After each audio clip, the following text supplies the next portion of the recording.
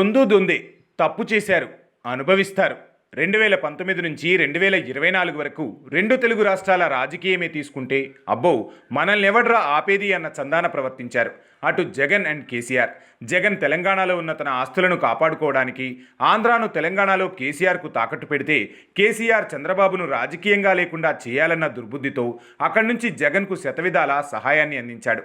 అయితే చేసిన పాపాలు ఊరికనే పోతాయా, లేక తప్పులు ఒప్పులైపోతాయా? అందుకే పైన చూస్తున్న ఉన్న దైవం వాళ్ళ తప్పుడు నిర్ణయాలకు ఇంట్లో ఆడపడుచుల రూపంలో దండన విధిస్తోంది.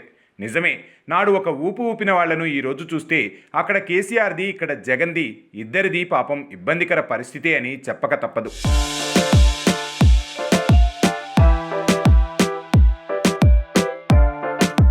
ఎందుకంటే ఒక పక్క తెలుగుదేశం పార్టీ తెలుగింటి ఆడపడుచులకు రక్షగా 40 ఏళ్లకు పైగా ప్రస్థానాన్ని సంపాదించుకుంటే పాపం టీఆర్ఎస్ అండ్ వైకాపా మాత్రం ఇంట్లో ఆడపడుచుల పోరుతో సతమతమైపోతున్నారు.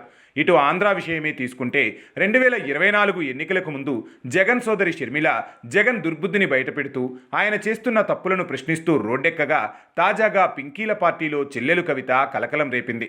ఇక అక్కడ షర్మిల నోటి నుంచి ఎప్పుడు ఏ ప్రకటన వస్తుందో, అది వైసీపీని ఏ మేరకు ముంచేస్తుందో అన్న భయం అటు పార్టీ అధినేతగా వైఎస్ జగన్ నుంచి ఇటు పార్టీ క్యాడర్ వరకు అందరికీ అడలు పుట్టిస్తుంటే, ఇక్కడ చెల్లెలు కవిత తన తండ్రికి రాసిన లేఖాస్త్రం తెలంగాణ రాజకీయాలలో పెనుసంచలనంగా మారింది. స్వతహాగా కాస్త అధికార కాంక్ష, అదే క్రమంలో ఆర్థిక కాంక్ష కలిగిన కవితక్క ఈ మధ్య మద్యం కుంభకోణంలో అలా జైలుకు వెళ్ళి వచ్చిన సంగతి తెలిసిందే. అదే క్రమంలో ఆ మధ్య ఒకానొక ఇంటర్వ్యూలో కవిత సోది చెప్పించుకునే పేరుతో తన మనసులో ఉన్న ముఖ్యమంత్రి ఆశను బయటపెట్టగానే పెట్టేసిందట. జాగృతి పేరుతో కవిత ఎప్పుడూ తన రాజకీయ భవిష్యత్తుపై గట్టిగానే ప్లాన్ చేసుకుందట. బహుశా వాటన్నింటికీ సమాధానంగానే ఈ తాజా లేఖ అంటూ తెలంగాణ రాజకీయాలలో మంచి హడావిడి నడుస్తుంది.